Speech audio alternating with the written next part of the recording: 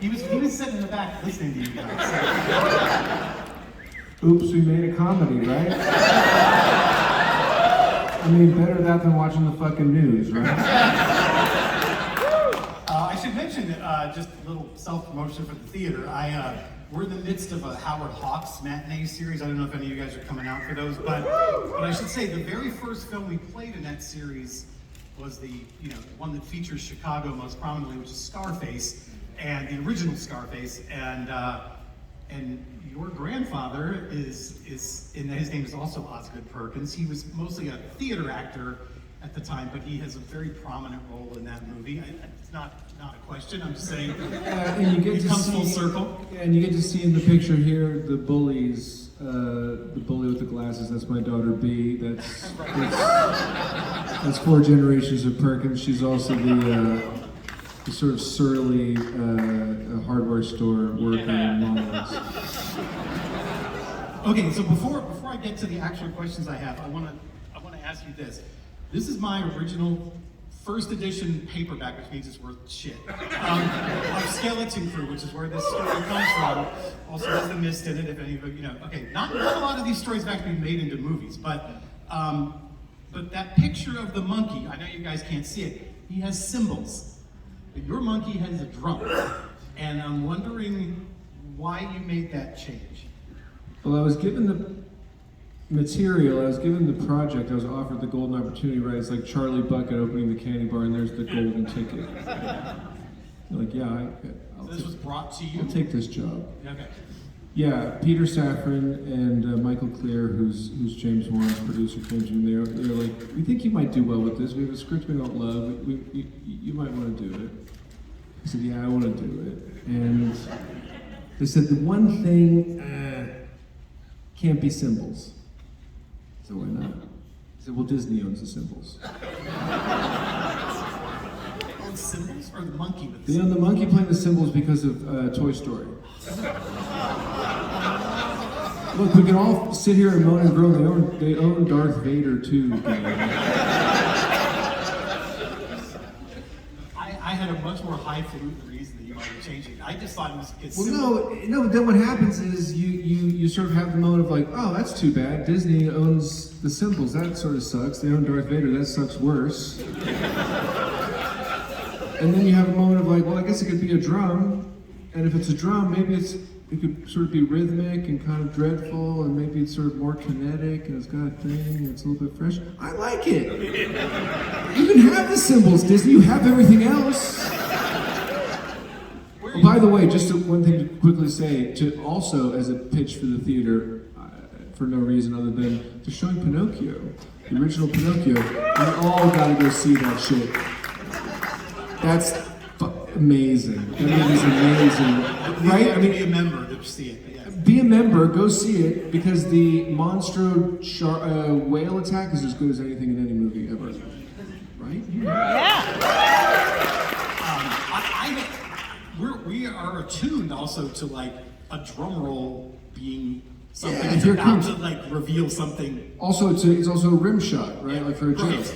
Yeah. So let me ask you, in terms of the design of the monkey, then, how much of it was some sort of existing toy, or was it a complete creation? I mean, the mouth opening, the spinning drumstick, was that all stuff that you added, or was that something you'd seen? Or We built everything from scratch, of course. There were sort of 3 or 4 of these monkeys around. They all look the same, and they all kind of have varying degrees of proficiency. One does everything, and it's controlled by this little English guy with a Sega remote control.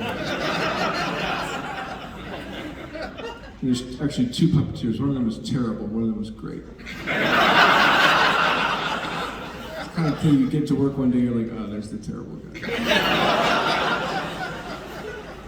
You also had to build a bigger head for the stripper monkey too. So. There's a mask that the stripper wore and the movie person wore.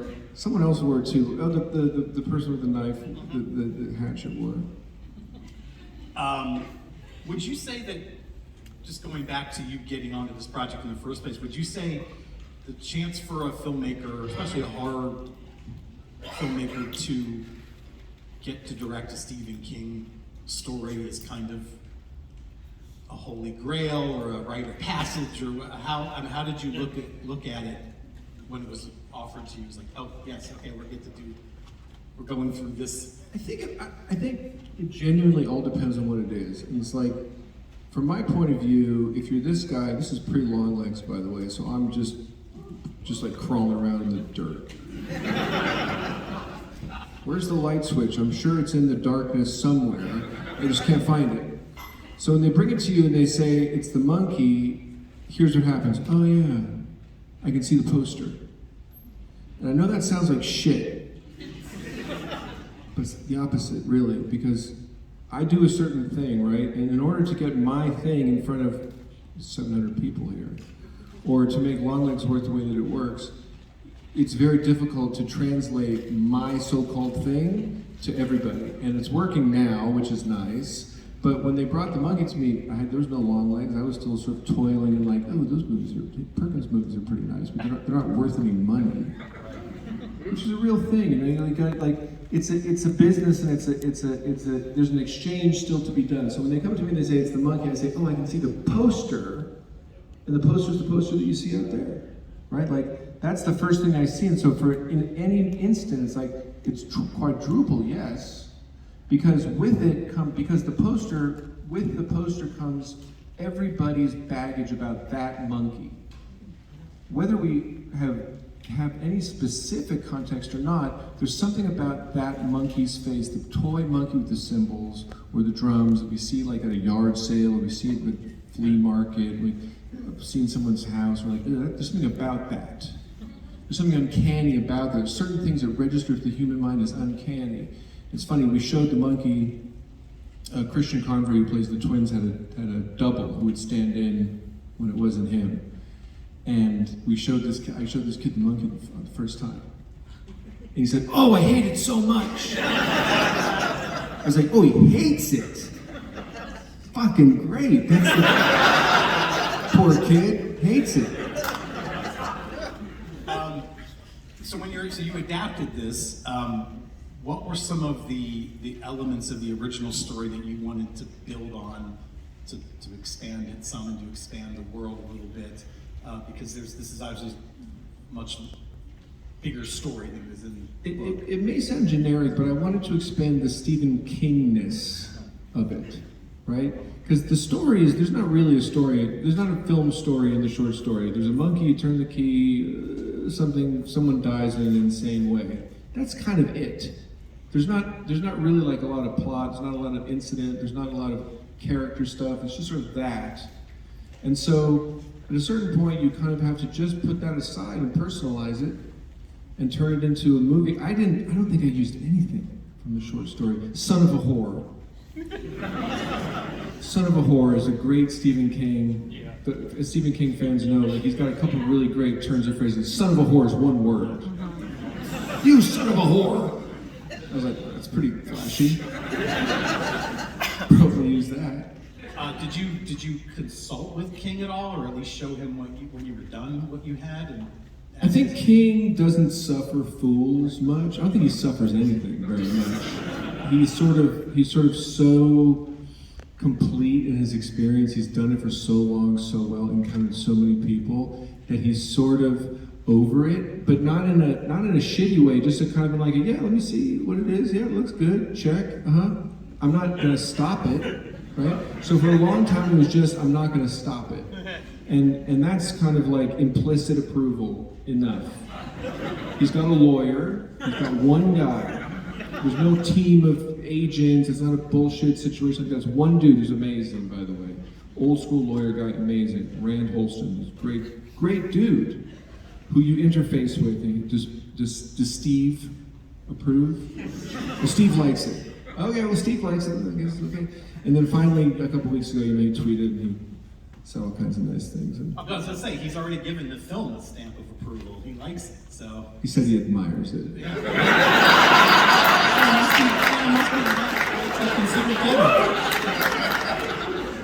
Just in case you missed that.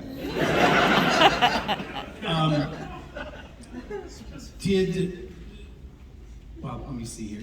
Was there, you said this was kind of were brought this pre-Longlegs, so you did not have that success under your belt yet.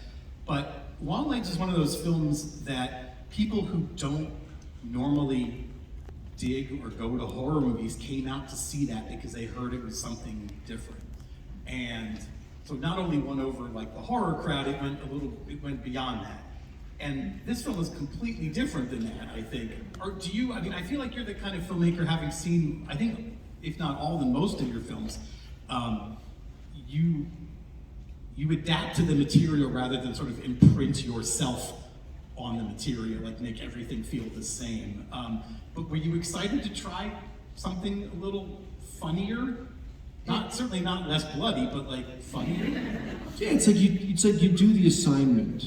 Do you know? You take the assignment for what it is, and that's sort of true for all things in making a picture or developing a script or anything. It's like you do the assignment in front of you.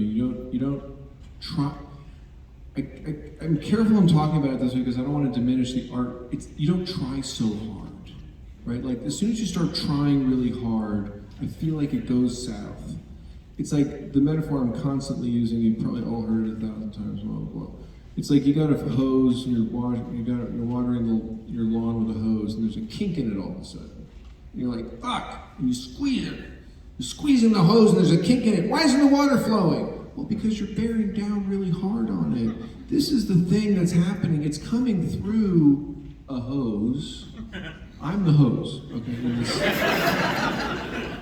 in this metaphor. The muses or the gods or the planets or the source or karma or whatever you want to, yoga, whatever the fuck you want to call it, is coming through me, and I'm just letting it happen. And that's the practice, and that's difficult to do. And that's when you get good at it. And anybody who's had that experience, you've had that experience, oh, this thing's coming to life, right? You're writing like, oh, this thing's writing itself. You hear people say that early on in your career, you're like, fuck you, nothing writes itself. It all writes itself. Right? That's the crazy trick, is that Bob Dylan doesn't write songs. The great Bob Dylan, the greatest artist of all time, doesn't write songs. They write themselves through him. He'd be the first to tell you that. And so it's when you're able to take your hand off of the tube and just let it be that it comes better. People ask me how I write dialogue. I try not to. I mean, someone's got to type it. But I try not to write it. I try to just let it happen. I know it sounds so goofy. Well, I'm wondering, is it tricky to get the levels right in terms of the horror and the comedy? Like, you don't want to play. Not if you're in the groove, man. Not if you're in the groove. Is that done in the writing, or is that done like in the edit? Is that something you can adjust in the editing, maybe? Or you can adjust everything in the editing, it turns out, but it's in the script. I'm not gonna sit here and lie to you. Scripts are pretty good. You did one thing that you shifted is that you moved the flashbacks into the 90s, and then the current stuff is present day. Why did you move it into the 90s rather than before that? Easy answer. I had it in the 50s and the 80s when I first started to write it. I was like, 50s, 80s, because that feels like a Stephen King thing. Well, it turns out it's already been a Stephen King thing a couple times, so it felt almost a little stale. It was like 50s, 80s feels like Stand By Me, and then it feels sort of like It, and then it feels like Stranger Things, which is like It again. So is Perkins going to come in and be like, on top of Stranger Things, on top of It, on top of thing? So you just move it over. It's easy to do. You just find the thing and switch it. But what's cool about that, though, is that a lot of the stuff remains, the vibe remains the same, like the music. Right, Let the Good Times Roll was always the song from the beginning when I was writing in the 50s, and it's still the song now. Lois, the mom, comes with a certain 50s dance sensibility. We got Sam Cooke at the end, we got Little Richard in there. Like, all that stuff remains.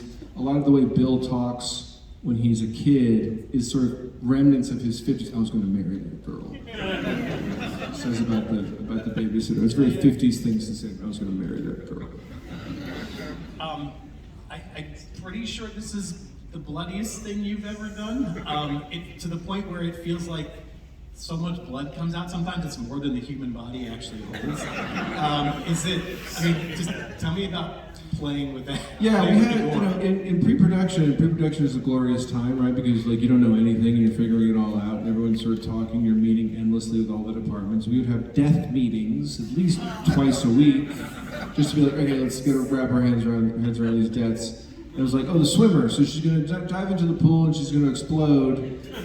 Someone just, can they ask Siri how much blood is in her body? Oh, it's, 4 gallons, or I'm making that up. It was like, really, that's it? I guess we should do, 12, 15? And the special effects guys are like, we have that on the truck. And that's the glory of making a movie, and that's the glory of making a movie with a smile on your face, because everybody wants to do it, right? The special effects guys are like, we got all that shit on the truck. So when we're doing the swimmer, we lock the camera off and we do plates, right? So we do one plate of her diving, then she's freezing, it's 10 degrees, we shot in Vancouver, she goes and she gets warm, we've got that element. Then we sit there with the camera, lock it off, and get other plates, which ultimately the VFX on that shot is just to merge the plates.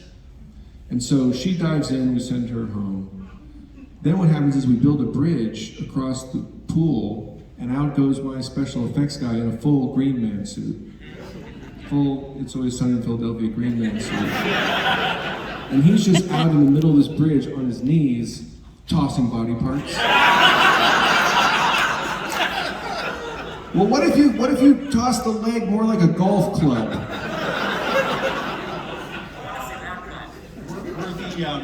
I hesitate to even compare this to another film, but I mean, some of the more elaborate kills are Final Destination-y, Yeah. Blue Goldberg machine sort of thing. Were those the toughest to shoot, like just from a technical standpoint? Were those the biggest pain in the ass? They're the toughest to plan, and then everything's tough to shoot because everybody knows we don't have enough time to make a movie. There's no time. The days are too short, there's too much to do. Oh, it's 8 pages today. Oh, it's a nightmare. So the time is always a suck. But we plan it really well so that my guy with the Green Man suit gets out there. I like a sort of just, if I took a second to seriously analyze this, the monkey metaphor is always sort of attached to addiction. And there is a certain bit of people being addicted to having control of, or thinking they have control of this monkey. How much of the film were you thinking in terms of that? I wasn't thinking about addiction. What I was thinking about is I was thinking about this notion. So as I'm developing it, and you get the material and you start to sit with it, and you try to get to like, what is this thing? What is this thing that I'm going to be giving to you guys? Like, I better know in a very pithy way what I mean by this. As you start looking at it, you're like, well, it doesn't. Here's what it doesn't do. It's not Megan. It doesn't run after you. Doesn't dance, doesn't do a thing. It's not Chucky, it doesn't leer, it doesn't dance, it doesn't do a thing. Does Chucky dance? I assume he dances. It doesn't even really turn its head in a creepy way. It doesn't do anything except it's what it's made to do. So it's just there. So I got into this trip with myself. I was like, oh, it's God. The monkey, people die around the monkey in these insane ways, but it's just inert. It's like a totem, or an idol, or a god, or a statue. It's like a statue of Ganesh, as much as it's anything, right? Or like an old sort of Egyptian deity, right? Like, it doesn't do shit. People die. Oh, newsflash, everybody dies, right? Like that. And when I connected to that, man, it was just like downhill skiing at that point. To me, it was like, I mean, based on that ending, it's a harbinger of the apocalypse. Like, that's kind of what it. Did anybody get this Pale Rider? Did anybody get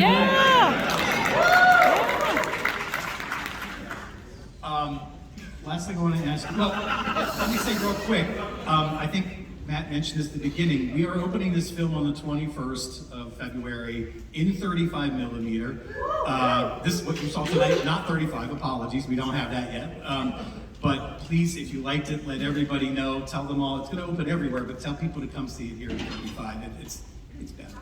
And I should also mention, like, you have another film coming out this year in October with Tatiana Maslany again. It's true. can you say anything about Keeper? Is that Keeper, what it's yeah. called? What I can say is this, here's the crazy part about it. So we made Longlegs, right? We did Longlegs, and everyone was like, that felt really good. I've been in Vancouver, and I've met all these new people, and this great crew, and everybody's 25. Really fucking people. Like my prop master on Longlegs, who like built all the stuff, 25. My costumer, 26 years old. So we had this great group of people. I fell in love with the people, I fell in love with the town, fell in love with the producers. We've made a team. We were all ready to go on the monkey. We had the monkey, the script was all ready to go. We had the financing, everybody's excited. Let's go make the movie with all the same people. We'll just step off of one boat onto the next boat, and no one's ever done that. No one ever does that. Tremendous. Strike. Writers Guild strike. And it was all fine. We had it all set up. It was all aligned. We were going to get waivers and all this stuff. And Stephen King was like, I won't do it. And we were like, what do you mean we won't do it? It's all fine. He was like, no, I won't do it. I won't take any money while everybody else is dying. And I was like, fuck, you're right. But it was a real blow to all of us, me specifically. I'll just take it personally. Like it was like, fuck. What am I going to do? I'm going to die. I need money. I need to stay in Canada. I want to do the thing. I want to do. I want to keep going. I want to keep going. I got to keep going. So I kind of cried for 30 minutes because I'm not grown up. Don't forget to cry, folks. You don't forget to cry. So I did a 30-minute cry. Kind of got up off the ground. Called my producer, Chris Ferguson, who's my partner now, and I called him and I said, we got to make a movie. He said, what do you mean? I said, we got to make a movie. He said, what do you mean? I said, we got to make a movie. He said, there's strikes on. Everybody's on strike. There's a writer's strike. You can't do anything. I said, well, tough shit. We're making a movie. So for a minute there was like, well, there's going to be a found footage movie because we probably found some footage and do some skinamarink shit or something like that. But it was like, no. Actually, what we can do is we can find a non-Writers Guild writer, Canadian, to write a script, and we can make up a thing. And I can talk to him as a director because the Directors Guild is not on strike, and I can have conversations with him as if I'm a director and he can write a script. Cool. And then I guess we'll get some actors. We'll probably get shitty actors. Oh, we can get Tatiana Maslany because she'll work as a Canadian, not as a guild. She can wave her thing and she can do the thing. I can get Rossif Sutherland, who's Donald Sutherland's son. I can get the two of them to be the two-hander. I can find a house in North Vancouver. Oh my God, we're making a movie. And truly, from the moment I got up after sniffling my tears away, and calling my friend Chris to finishing that movie, shooting that movie, it was like 16 weeks. Which anybody knows here is fucking bananas. Yeah. And we finished that on a Friday, we had a wrap party on a Saturday, and on Monday we were in the offices of the Monkey because the strikes had broken during the shoot. And Neon bought it comes out in October, it's really pretty cool. If an old man can do it, so can you. Osgood, thank you so much for coming to Chicago My and pleasure. showing us your movie. Thanks for sticking around.